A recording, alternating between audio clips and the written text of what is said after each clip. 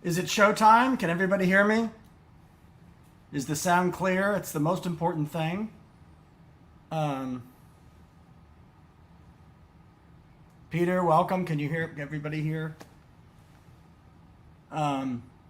This is Journey of an Aesthete podcast, of course, and I am joined by pieces of media, these devices here, because we're going to discuss Gena Rowlands and A Question of Love. I'm going to say a few remarks up front before we dig into the film. I like to do a close reading of things, but I want to talk first a little bit autobiographically and maybe even a little polemically about my experience with what we're discussing today. So, if you recall, if you remember, I did a series on 70s film and television or visual culture. You know, if you want to, expand it even outward from just movies or TV movies and TV shows. And this is, you can consider this episode part 8 because the last one was Potpourri 7. But this harkens back actually to episode 3, which I called Getting in Touch with Your Feelings. And actually that's the name of a book I'm working on. I took that phrase to title this kind of strange project I'm working on. In any event, we've lost a lot of truly great people. Of course, Gena Rowlands, Alain Delon, and then Phil Donahue and some other people. This news about Gena Rowlands came first to me, and so I had long wanted to do a thing on TV movies. So in some of my other episodes, I talked about Night Terror or Night Drive by, is that Schwacker? One of those odd named TV directors have odd names like John Llewellyn Moxey and F.W. Schumacher and these names. Anyhow, this is a more ordinary name here, JerryThorpe, in this picture. But I discussed The Spell, a horror picture, Night Terror, Night Drive with Valerie Harper, Romanek, and it'll come to me, but one of my favorite characters, Nicholas Pryor, character actor. And so I thought it would be interesting. So many people are talking about Cassavetes, of course, and Gena Rowlands was inextricably, intimately intertwined with the projects of Cassavetes, and they're very, in a sense, unified. But I wanted to talk about something that maybe people might overlook or not talk about as much. And this is a good example of that. A Question of Love from 1978. So you can see in front of you here, this is WilliamBlinn. I'm going to talk a little bit, again, I said polemical. So I first saw A Woman Under the Influence in 1974. I would have been 6 years old, right? In Lincoln Center. And, I got what I got out of it, But after 74, the subsequent decades, I've seen it maybe 20 times. There was a long period of time, there were movies I see that many times if I really love them, So I'm sort of in a way the opposite of Pauline Kael, who just saw a movie once. And I'm of the school, thought that, a good movie is built to reward repeated viewings. And I'm nothing against Pauline Kael, who we'll get to, by the way, in a second. But that, everybody has their opinion on it. But anyhow, I've seen, so what I'm trying to say is I saw Woman to the Influence, I would say somewhere between 20 and 30 times. And in the 80s, you had to watch it on VHS. And in those days, you would go to Video Oasis, Video Pursuit was my friend Barry Marshall's store in the 80s with Ellie Marshall, the singers, songwriters. Barry Marshall was Laverne Baker's music director in the early 90s, really great guitarist. And one of the many things he did, he owned a video store like Johnny Rose, like Gene Levy and Schitt's Creek, that was that era. And so I would rent, so I used to rent Women Under the Influence, and it would be in 2 tapes, it'd be bulky, again, volume and mass, these huge objects before things became digitized. Kind of like the size of this, kind of bulky and, and you would have to change tapes in the VHS. But at the same time, I would try to catch these films at Cassavetes whenever I could. So I know I saw it at Film Forum, probably in the 90s, 2000s, more so in New York City, somewhat in Boston. And I also did some research on Killing of a Chinese Bookie, very extensive research on that particular film. But if you were asking me, well, Mitch, what Gena Rowlands movie should I watch? I would say Faces. Faces, firstly. Remarkable 60s movie, Gene Morley and Lenny, just incredible film. But Seymour Cassel. Then I would say Woman Under the Influence.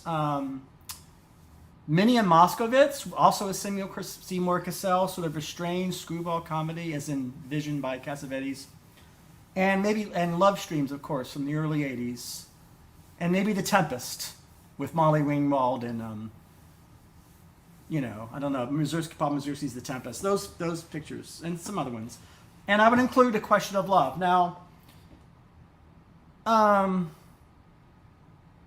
Question of Love is the baby of WilliamBlinn and JerryThorpe. And WilliamBlinn, who you see here in front of you. Now, I should say, why is this little device? So YouTube does not have this interview available. Otherwise, we would be watching it on the big screen. This screen. I mean, relatively big. It's not, up in the air, but it's, it's big. Because the only thing they have on WilliamBlinn that you can see on this large YouTube is him discussing Fame. A lot of stuff on Fame, because that's a beloved show of his. And, of course, Roots with LeVar Burton and some other famous thing he did with Roots, and a couple of his other movies. So I should say up front, I want to thank Amanda Reyes, because she's been on my show twice. She is a deep, true scholar of TV movie, and she's always a spirit. She's always a presence, always a kind of a guide to these discussions, even when we're not doing horror and gothic and some of the things This House Possessed or some of the films that she tends to prefer. Pray for the Wildcats and all that, and The Spell, or Night Terror, Night Drive. So anyhow, so Cassavetes. So I think Cassavetes, so I don't want to say a lot about him because I want to kind of dig into this unusually seen film and talk about the politics of it and the style of it. Basically invented a kind of, here's how I'm going to phrase it now, a way of dramatically representing people in relationships. And I'm going to take some of his own words, in which outward behavior, is more important than interior motivation, which was extremely radical when he presented that in films like Faces. And this was, by the way, a really big influence. So it was an influence on many, as I've said before, many movies in the early 2000s. The Mumblecore is a big influence in the French, Jacques Rivette, Maurice Pilat, these different directors. But what do I mean by that? So I'm not saying that in his films people don't have psychologies, and certainly they do have motivations, but that Cassavetes wanted to pull back from, I guess, what he would call, or some could call, mind reading, or communicating by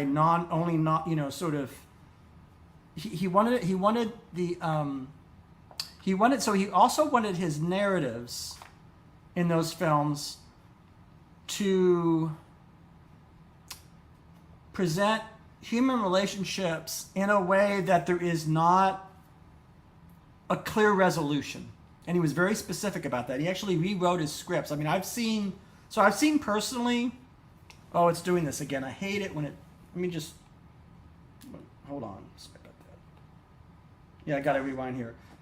Where was I? relationships, behavior. So yeah. Oh yeah, I've looked at the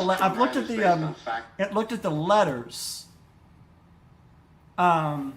back and forth letters from John Cassavetes, and I've seen some of Gena Rowlands' letters. And Peter Falk and John Cassavetes argued a lot during the making of Woman Under the Influence. How do I play this husband? And he didn't give, a lot of directions because he wanted, of course, the actors to find their own truth and be authentic. And a lot of these highly romantic, and I use that in a very descriptive, stylistic sense. I'm not in no way pejorative, in no way even. Yeah, The Tempest is underrated. It's a great movie. No way pejorative, but also not as an honorific, not romantic and like this is the way to do things, necessarily.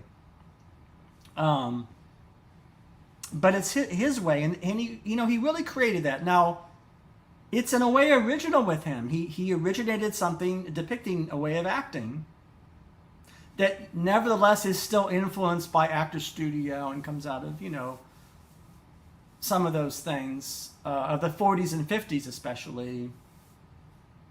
But we're going to look at some scenes, and I'm going to show how I see, when Gena Rowlands' performance in this film, I see Montgomery Clift, Paul Muni. I mean, I see, especially like A Place in the Sun. There's a kind of, because that was sort of A Place in the Sun, and Montgomery Clift was a very powerful, and then James Dean, of course, powerful influence on what a lot of these actors were trying to do. And there's a kind of so getting back to the psychology. So Cassavetes wanted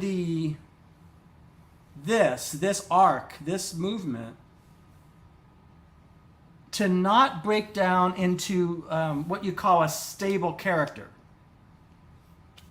So he actually wrote his films so that he kind of unsettled what is the character, good, in terms of a solid character over time. So there's actually quite radical things, and it makes for sometimes initial confusion for some audiences that are expecting a traditional drama. Because in a Cassavetes example, there's explosions every few minutes in a scene between people. It's extremely actor driven, and it's about that. It's about the presence, the sacred presence actually of the actor, and it downplays everything else. Sets. It downplays, here's another way I would put it. It actually is more interested in behavior than plot. It's doing it again. Yeah, I gotta be sure. Behavior than plot. So the minuscule of the idiosyncrasy of human behavior in a scene. And so what happens? We have this TV movie from 1978, and it airs September 26, 1978.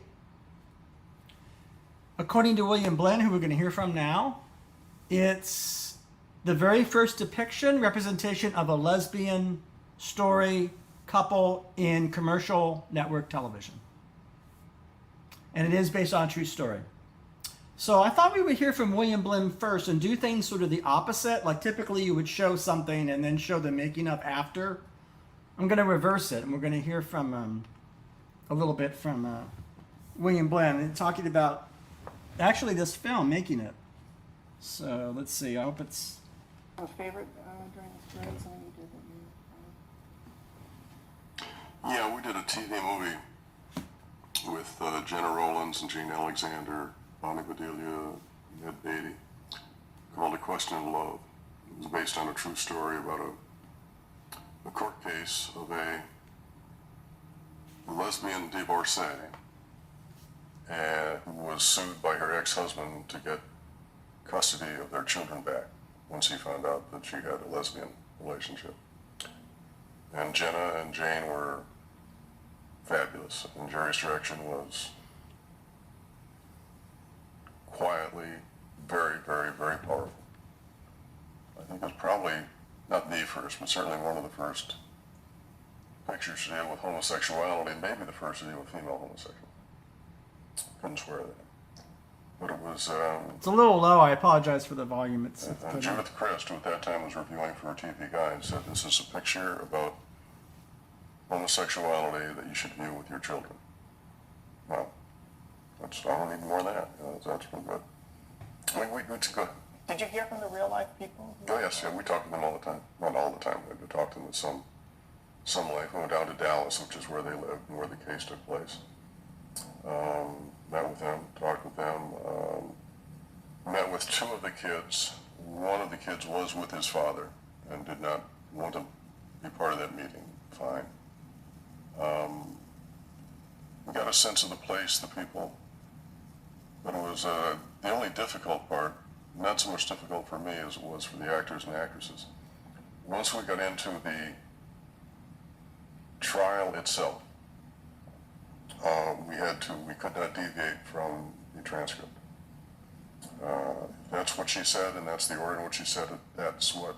So this is an interesting thing. So that's what all. The parts of the film or the courtroom is complete, authentic transcript. So you're literally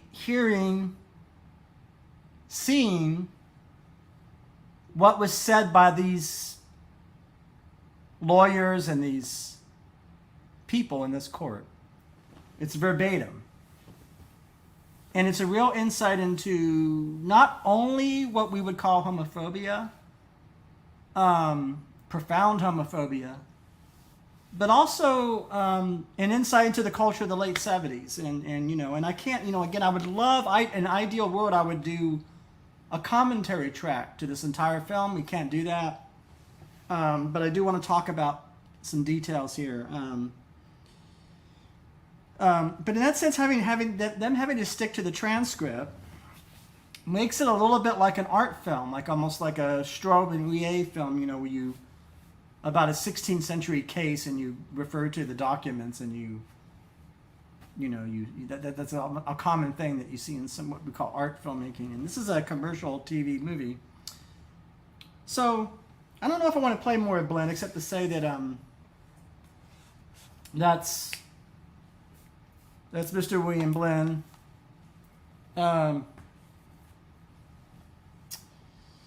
Okay. This premieres on September 26th.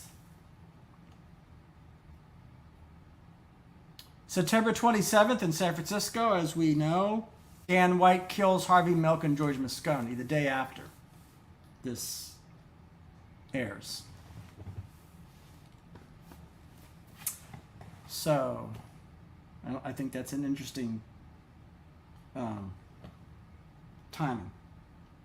And in this, how it turns out is this picture, they lose the case. Then the son has to go with the dad because So let's try to make sense of what we got here. So this opening thing here, is this called a roundup? There was a technical term that a critic came up with of describing, and it usually used to apply to exploitation movies that were meant to be educational or quasi-educational, where you have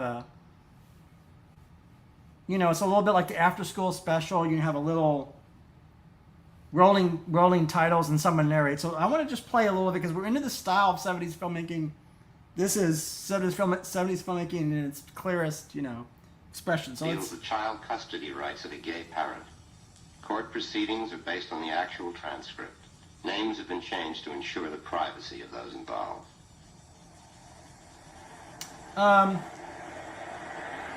This is the casting. Gena Rowlands, Jane Alexander. One of my favorite actors of all time, Ned Beatty, who plays like the heavy or the villain, kind of the, he's the lawyer for the husband, or the father. And I'm going to play some scenes of Ned Beatty because it's incredible. Now, I had a whole bunch of stuff I wanted to play. I wanted to play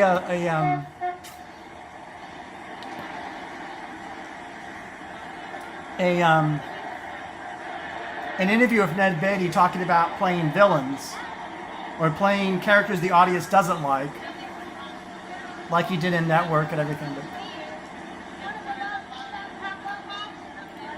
Clu Gulager is in it as well, and the right there. So this is a typical location shooting in the 70s.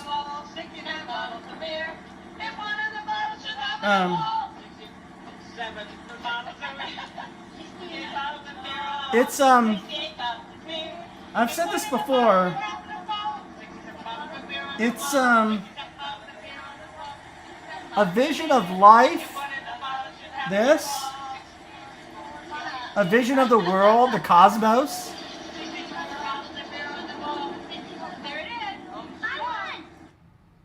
That I would call quotidian. It only cares about unpacking this damn truck and these kids in this situation. There's absolutely no, it's just strange, there's absolutely no interest in thinking that you need to get away from what you're looking at, whether it's those houses and that truck and Jane Alexander's brunette hair or straight hair and the glasses, that the 70s little kids with the glasses. There's the yeah, that's right. There's the idea of not only do you not want to get away from what you're having to deal with, but the implication is because it's so focused on that there must surely be some beauty in it for us to pay so much attention as we are. So the implication is that by not trying to transform it or change it or dress it up,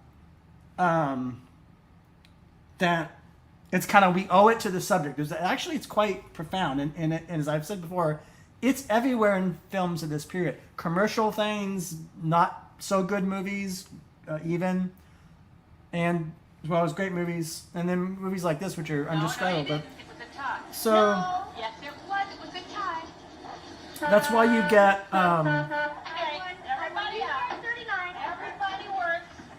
Nobody goes in empty-handed. there's Gena Rowlands always doing that, like she did in Woman Under the Influence with the kids. And then, Take all the cartons in first. The kitchen things are all marked on the outside. Billy, you take this one and I'll go back in. Got now? Yeah. Okay? they're unpacking a truck. I mean, they're unloading this truck. You got the Hi, Billy. Hi. Mother, um, I moved all my stuff out of the hall closet upstairs, but there's just too you much have to this fit kind in the of bedroom. exchange Can here. I keep the old one? Sweetheart, you're gonna have to make room or we'll just have to throw away what you can't find room for. You wouldn't do that, would she? No, she wouldn't. Yes, I would. I'll do the coffee. Okay. I just want to give you a sense of Give that. me this lamp before it gets broke. I'm gonna play a couple scenes. This is, of course, the older kid. And he's confused about what's going on, and he's looking at this bed. But see how he's looking at the bed, and then you look at him. That look and glance. That's an example of very non-Cassavetian. That's what Cassavetes was reacting against. What we just saw. It's film. I call it the look and glance, where a character looks at something point of view and then has an internal experience, and we watch the thing unfold. Cassavetes wanted to get towards where the characters behave and express all that they feel, rather than having the camera look at the person, have us do. It's like sort of the opposite of Hitchcock. And Cassavetes, I mean, he's of course described as a non-intellectual, sort of feelingful, kind of passionate artist, but he was extremely articulate and intellectual in describing what his project was. But I'm not showing that to point out, of course, that we're in very much in a non-Cassavetes film. Just from that thing there with the kid looking at the bed, and I'm thinking, you see that in films today, and streaming TV shows. You'll have somebody look at a thing, and you'll have reverse shot is the these kinds of things. Swear. You ever play these things? Play them all the time. At first, it really Okay, Tiger, you down for the count? It's no fair. How come I have to go to bed earlier than everybody else? You know, Life isn't fair. It isn't fair that Joanne Woodward is rich and good-looking and has Paul Newman.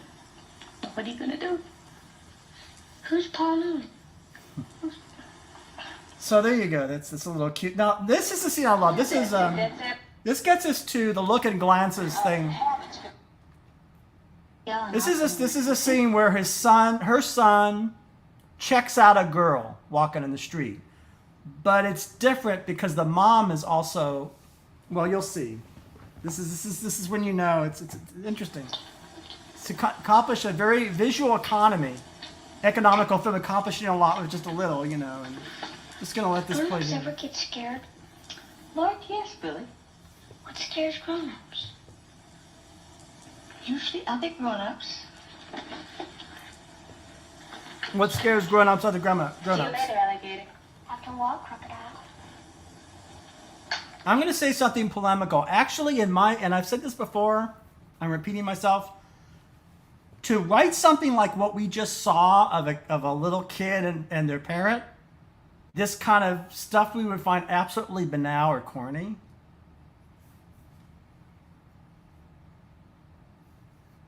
I actually think it's hard to do that. I think that's why I think this is really good writing. And I actually think that, you know, so that's in other words, because it's you know, I think it might be easier to do things that are outlandish or baroque in some way, easier and highly unusual than it is to do what we just saw. That's just thinking out loud. Here's the scene. Don't forget to use your signal.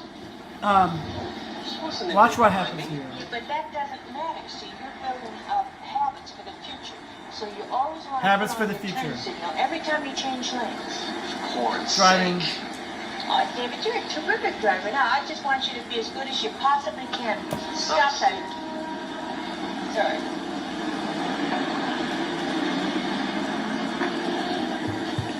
Here you go.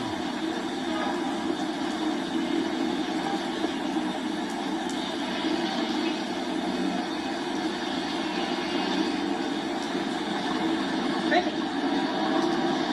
Is that Corrine Everly you've been talking about? Yeah, but I can't get a date with her. Now this is very. Handsome guy like you. WilliamBlinn's writing is very on the nose. It's like you have the scene where he says, she's out of my league, and then the parent has to say, well, why don't you try? And we've seen these things 100 times. But what I'm saying is that just because we see it 100 times, you could live in we could find ourselves in an era in which writers forget how to write like that. I mean, it could happen. I mean, I'm not trying to make any ultimate statements here. I'm just saying it's a relative thing to where you are in culture. If you encounter this a lot, you get bored with it. You want something different.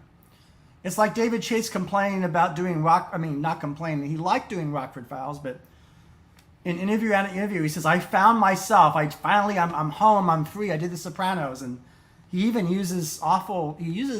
he doesn't like this era, and he calls it fascist, this stuff we're watching.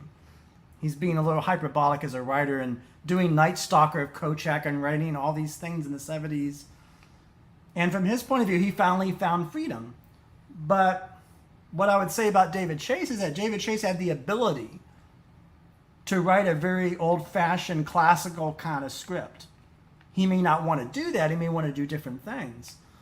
But I think that knowledge or that writerly knowledge of the older forms, the knowledge of the older forms informs his revolutions or innovations, if you can put it that way. It's a kind of a dance. And so you're seeing very cliche things. Just walk right up and ask her.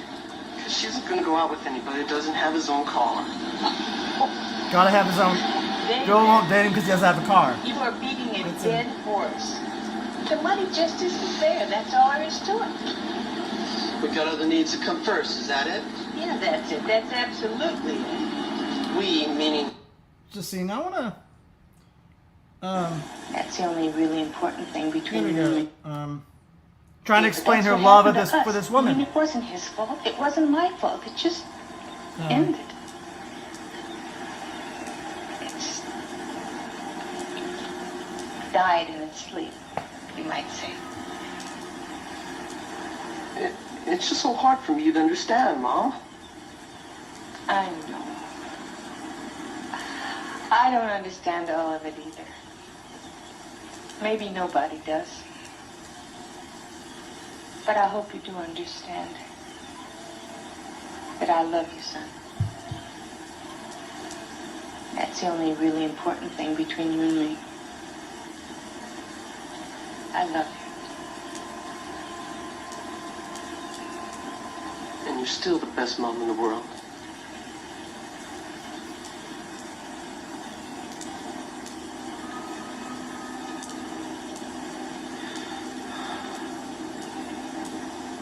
Do you want to drive? That, You go ahead. let's see, I want to get to where we can see the world, society going to work, this society on these characters. Let's find an example of that. Right. Oh, She works as a nurse. we got most everything squared away now. David's been over. Where are we here? Trying to find an attorney. Attorney scene. The mother disapproves, the mother Without knowing, saying this they're is wondering sick. what kind of a mother I must be. What kind of a mother raises a pervert for a daughter? That's all you've done for me. Made me look like some kind of a monster. Mama, please. Do you know what the Bible says about you? Do you know what the holy, sanctified word of the Lord Jesus Christ says about women like you and Barbara Moreland? I love him. Don't you say that in my house!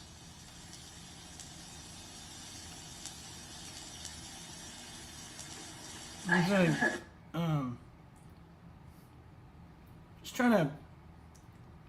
There's a lot of scenes of Jane Alexander and Gena Rowlands talking, and they get into fights, and they. It's really I'm not going to go through all of that. I mean, I would love to, but it's Yeah, here we go. This is the child involved is a male. This is they're trying to find You and Mrs. Gittner are not. an ally. This would be their attorney, not the attorney from the opposing team. This is kind of. Homosexuals. Because that's what it says here. Well, no, that part is true enough. That part might be enough for a jury. Here we go. It's a good thing that the child involved is a male. Why is Billy being a male good for our case? I can't see as it'd make any difference. Well, if it were a girl, the jury might naturally assume that you'd be trying to indoctrinate the child into this lesbian lifestyle of yours.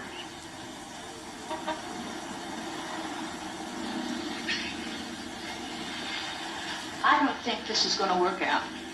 Why is that, Mrs. Gittner? Well, I'm just a layperson, and I don't know much about the law and all. But I believe a person who says what you just said and believes it is an ass. Thank you.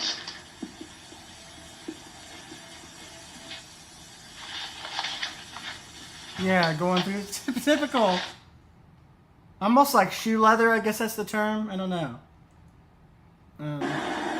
Agreed. I want to find.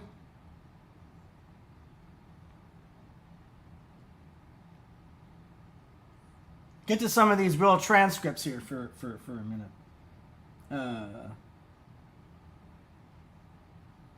Oh, here we go. Ned Beatty. Right to be raised in a proper, God-fearing home.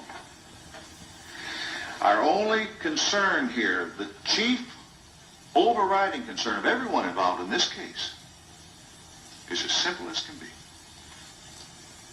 What is best for the child. What's best for the child? So. This line of questioning is not going to Mrs. Gittner's confidence as a mother. She's already admitted she's a lesbian. The only purpose of this line of questioning is to inflame the jury. Your Honor, in qualifying the jurors, they each admitted a lack of knowledge about homosexuality. I share that lack of knowledge. Now, Ms. Liebes claims that her client's lifestyle makes no difference.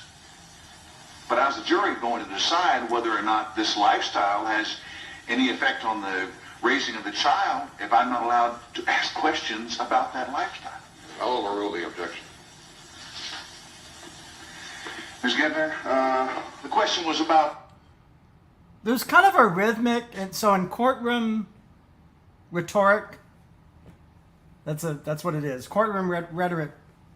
There are certain no further questions. I have no further questions. Sustained, overruled. There's almost a rhythmic. It's interesting. That's something. With whom would you dance when you went in there? Your Honor, I'll have to repeat our objection. He's obviously trying to inflame the jury by conjuring up spectacles. Let's see some. Never. Drawing your attention back to your present home life. Trying to. Do you ever show affection for Ms. Moreland in your home? In what way? Well, for example, I've seen parents, my own, when one would come home, the other might give him or her. This is kind of.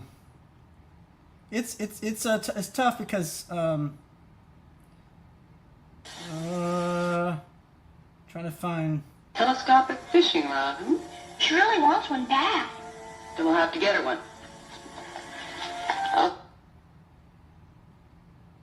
I do. Well, would you tell us? Now, it's interesting in the writing. So, we've established that people use religious arguments, like the Rowlands character's mom, and so-called, scriptural or whatever arguments. So it's very clever in WilliamBlinn's part. I mean, even though he didn't write this, he weaves it together. So Yes, sir. Try to. You love her like you love Linda Ray Gettner? No, I love Linda Ray more. How do you love her? How? I love being with her. I love doing things with her. I love enjoying the children with her. I love reading the Bible with her. The Bible? Are you a Christian lady, Ms. Moreland? Yes, sir, I am. Believe in the teachings of the Bible? Yes, sir, I do. Do you have any idea what the Bible has to say about this topic that we're discussing here today? Homosexuality? I do. Well, would you tell us about that, please? Well, I can't recite the exact Objection, words. Your Honor. Mrs. Moreland is not testifying as a theological expert. Objection overruled. We can permit her to testify as to her own opinion, not expert testimony. Just her opinion. Ms. Moreland. Well, the scriptures that I read are speaking of a situation where people are forced into doing things. And force has nothing to do with the situation I'm living in.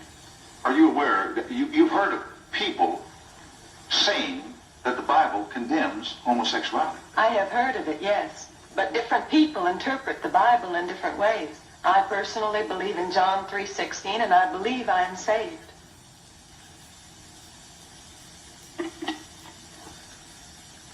Are you and Linda Ray Gettner? That Sure. exasperation of Ned Beatty, it's funny. He's always doing that. Homosexual? I can't give a blanket This, yes or no. this to kind Well, of. either it matters or it doesn't. I don't know what you mean by matters. Do you know what I mean by prefer? Do you know what the word prefer means? That I would pick one over the other. Agreed. So would you prefer your son to be homosexual or heterosexual? Heterosexual. Well, what about your grandchild? Prefer him to be homosexual or heterosexual? Heterosexual. All right, heterosexual. Now, would you want your child to be raised in a homosexual home or a heterosexual one? I don't care, frankly. You don't care? You prefer whether they're one or the other, but you don't care how they're raised? That's right. I wouldn't care.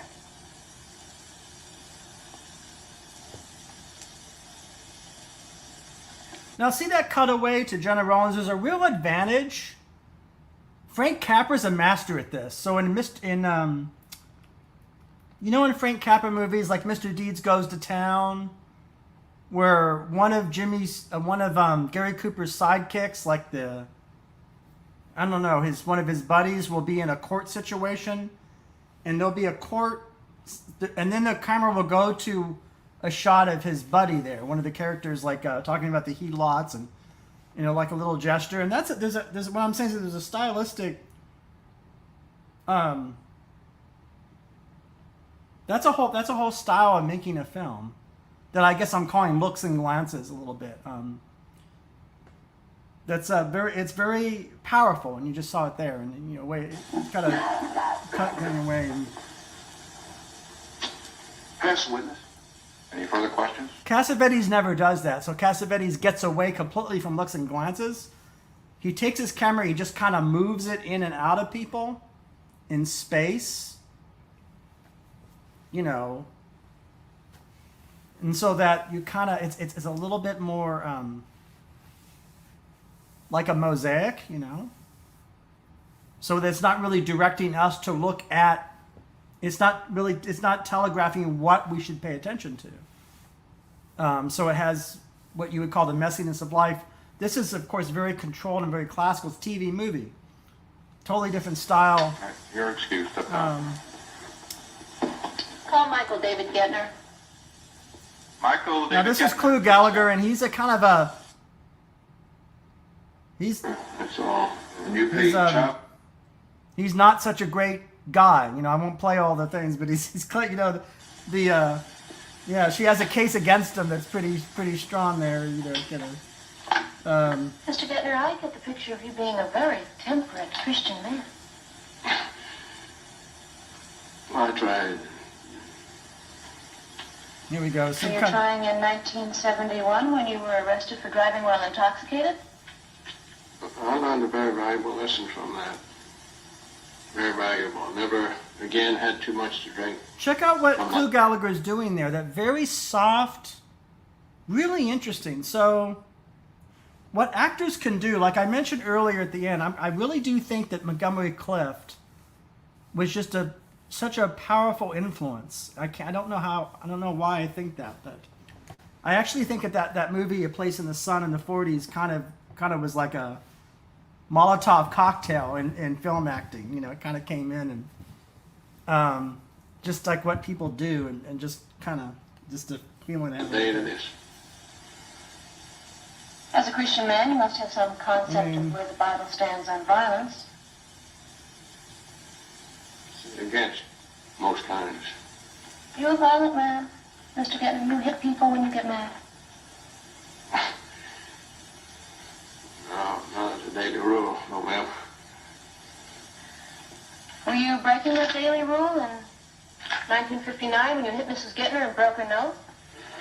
Well, we had an argument, and she spit in my face, slapped me.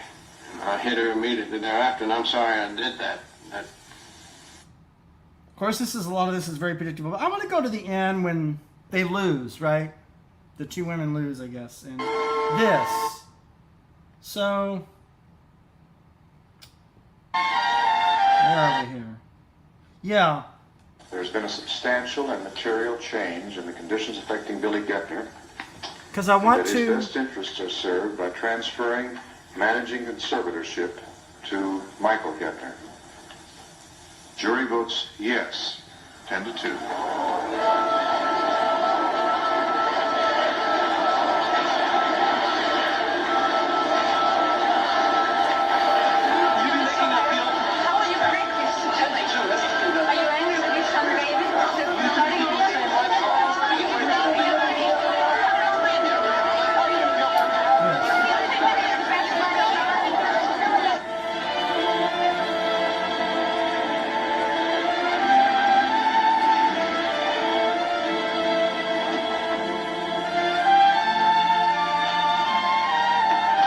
It's almost like that music.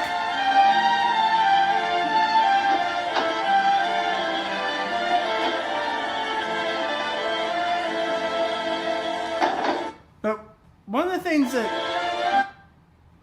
yeah. They think you'd be better off Living with Daddy in a way. Living there? That's right. But I don't want to live there. I want to stay here with you. Well, I know. And we want that too. But she's really, I guess the term is underplaying. It's a very quiet performance throughout the whole film. Really, it's just it's really something. The Jane Alexander character is much more outward. Really, it's interesting. They're an interesting pair because of that. I guess. And the last shot is, oh yeah, then you know, you have to. They have to talk, and the kids talk, and you know the. They're over here. We got. Mama? See you later, alligator. Well, crocodile.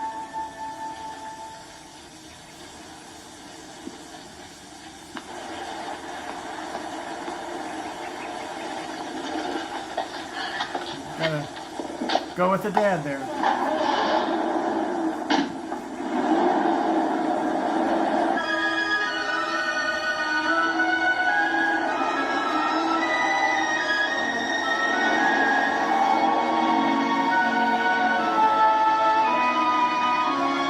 Thorpe and Blinn. So that's a kind of an overview of A Question of Love, and the next following day there would be a political murder, assassination of Harvey Milk and George Moscone. Was shot down the day after this aired. And as you can see, some of the attitudes in the film expresses, I mean, not the film expresses, but the attitude it's conveying, the call it right-wing beliefs of various kinds. The film very much puts a spotlight on the pervasiveness of those attitudes and the damage that they do, damages that the attitudes do, and very clear. This is a film, you could say it's a political film as well as it's a film of advocacy for the central characters here and their cause. It's also, as I said many times, a classical drama. And as I've said, I think it's very hard to write a classical drama. JerryThorpe knows how to do it, WilliamBlinn. It's an art form. It's an art form. Actually, I have a book on order that I'm going to talk about. It's not here yet, and I lost my other copy. It's called The Melodramatic Imagination by Peter Brook. Not that Peter Brook, not the one, the Mahabharata, not the Marat Shah, not the theater. Different Brook. But he wrote this really wonderful book on melodrama and basically why melodrama is important and useful aesthetically, you know, as a style. And I think that's kind of interesting. So I'll be getting that, and I told you would share something with you. This is a New Yorker from 1974, first edition of the Pauline Kael takedown of influence, and so it's interesting. Let's see here, the current cinema. You want to take a peek at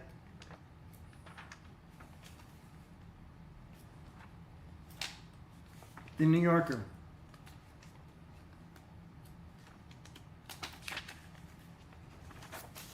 We got this Toyota ad. Still the world's greatest, they're saying.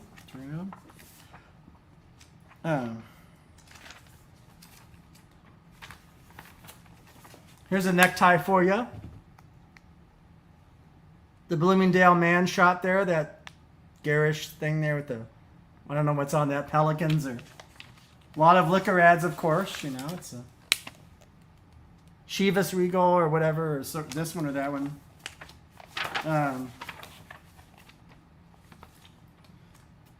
But the Pauline Kael piece is a curiosity, because of course she gets the movie really wrong, and one of the things that she's obsessed with is R.D. Laing, and she goes on and on on the outset of her review about how A Woman Under the Influence is a movie about schizophrenia, and how it's influenced by R.D. Laing. I mean, how does she know that? Did Cassavetes even care about R.D. Laing? This is the problem. I mean, often a problem, and when people make works of art, and of course there are exceptions. I mean, the movie we just saw was made with the complete cooperation of the lesbian community and support and contribution, so that's a case where a film is explicitly involved in trying to be aware of the concepts and things. But Cassavetes never worked that way. He was not interested in these labels. In fact, all his films are a protest against labels of all kinds, and he's not interested in such things. But Pauline Kael writes as if it's this kind of docudrama about schizophrenia, and I'm not gonna weigh in on that, but and it's all the usual criticisms she makes about how his films don't go anywhere, that they meander. That's very common. People respond to what he's trying to do a film like that, is that you can say, well, characters meander, and it's all by design on Cassavetes' part, because he's trying to create characters you can't pin down. And so that even the actors portraying them themselves don't really know moment to moment. It's a vision of life. Of course, it's a separate question whether you think that's accurate, or whether you like it, or whether you love it, whether you agree with it, disagree. That's all quite beside the point, because he has to do that, but it's not for everyone. And someone like Pauline Kael, or people often describe it, there's all these explosions happening. But what's happening? Or they say there's nothing happening. It's uneventful. And those are just reactions of people that aren't paying close enough attention to what's going on. And as somebody who's seen one of the films 20, 30 times in theaters and film forum over the years, I can tell you that there's a lot going on, and that I can tell you that these people are, that they are characters. And they're characters that have flaws, and that have even virtues sometimes. But they are characters that resist being pinned down ultimately or finally, which was the point. There's a lot we could see about Mabel Longetti in Woman Under the Influence. There's been enormous literature about what she has or who she is, But the important thing is experiencing the film and experiencing her performance, as well as the other people, as well as her children, Nick, who's in the film, the little kids, and Peter Falk and Zepp is the different actors, and also Cassavetes liked to cast his mother in a lot of villainous parental roles, the grandparents. Catherine Cassavetes, she's, if you know in Minnie and Moscovitch, she's basically yelling, about her son and saying, are you suitable for my son, and being very abrasive and rude. And she was really great at that. It's almost like he gave her free rein and to do that. His own mom, playing these kind of people, kind of abrasive mothers, or kind of nightmare mothers. But because it's a Cassavetes movie, like even when you have like a nightmare mother like Catherine Cassavetes, you're not really sure. Something's wrong with them, but it's not. You get a sense of the humanity always there, that they're trying their best, even as they do wrong. Are these made-for-TV movies that I love so much? Are they really great? Not all of them, of course. They're not. I happen to like a lot of them, but there were thousands made. They were made very quickly, and so there's an interesting time constraint. They were made rather cheaply. There's also budgetary constraints, and There are many of them. And so I thought it would be really great, especially now, given our current moment, to play A Question of Love from 1978. And it's a unique insight into, of course, real life political dilemmas, relations between people, power dynamics, political struggles, as well as insight into how different ways to make a movie. You can have your movie, if you make a movie in which some people roll up to a house at a truck and they're taking out the truck a cheap fan or a transistor radio, and they don't got much, and they're saying, well, where do we put this? And it's putting a spotlight on that is very different, of course, than having fantastical time dimensions and split characters and costumes and scene changes, and it's there's different ways you can make a movie. I mean, what we just saw here is quite, you could say it's homely. You could say it's very bare-boned and very, that's Question of Love and many other films like it. Just like when I was talking about Nicholas Pryor plays so many different kinds of strange characters, this drifter that Valerie Harper meets in Night Drive or Night Terror, And Jane Alexander, I should mention, she was so busy at this time. She had doing All the President's Men. Some of the best scenes in All the President's Men are with her. Kramer versus Kramer. I never got to see Gena Rowlands on the stage, unfortunately. I saw Jane Alexander many times on the stage. In New York in the 70s, usually. Shakespeare things and some other things. Bonnie Bedila, yeah, I think so. I've been fortunate to see a lot of these things. And so when I talk about these subjects like I'm talking about in a context like this today, it's from, the experience of seeing some of these things many times, but also seeing them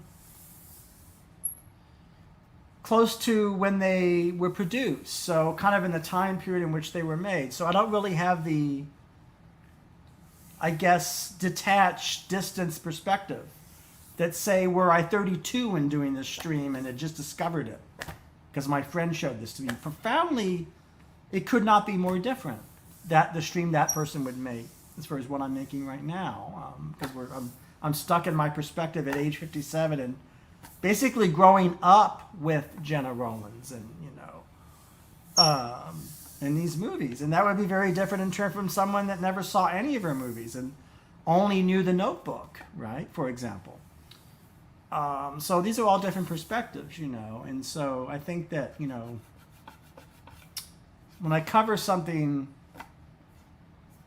like this, I'm covering it from that kind of feeling of living with the culture for a very long time. And seeing like one movie over many decades. So, I see it in 1992. I feel one way. I mean, and see it now. I feel there is another way. I mean, it won't be totally unlike what I felt 30 years earlier, You have a journey with it. You have a journey with the movie, the TV show, and you have a journey with the actor. And you have in the case of this picture we saw today, a journey with what the political beliefs are of the society you happen to be in and what they're trying to enforce or not, or what their prejudices are, or what their assumptions are, and biases, and all the, As you can see, this Jane Alexander character is, her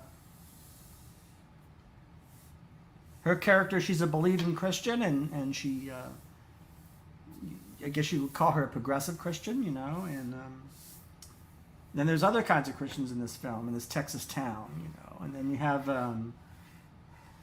these very, I should say,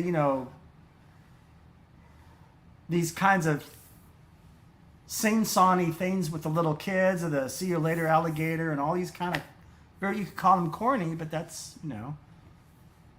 how they're talking, how these adults are talking to the little kid, and it's, the film doesn't want to go beyond that or away from that. You know, it wants to stay with that. Again, the implication being is that it's incumbent upon us to say, well, there must be something of beauty here. There must be something of importance here. I may not see it. It may not matter to me, but if I decide that it's not in any way worth my time, that decision is on me. It's a reflection of myself and not the other culture with which I'm engaged, and I'm trying to experience and comprehend and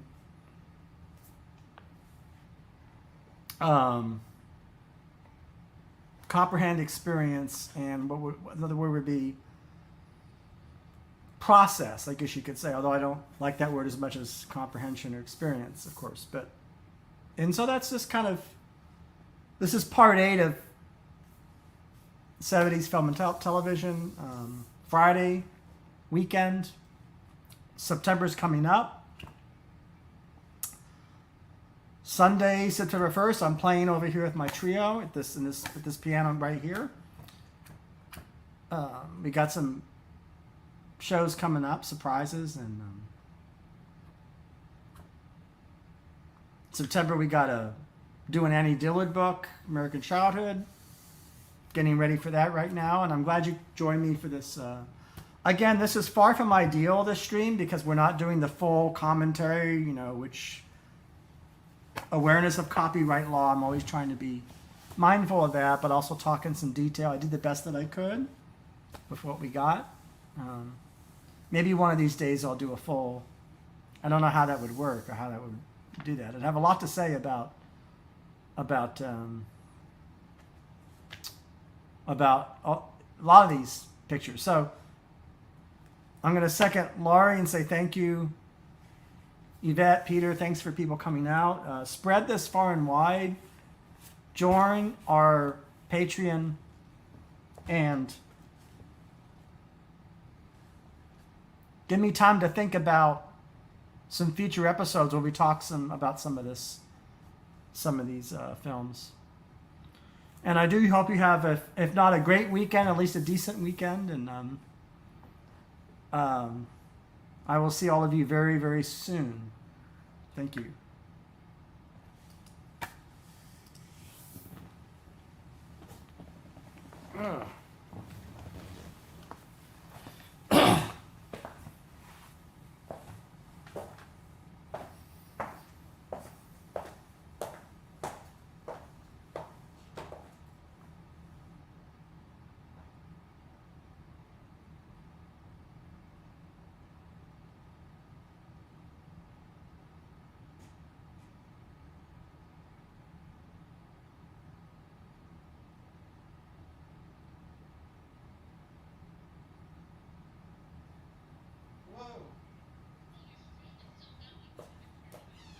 Oh, that shouldn't be the case.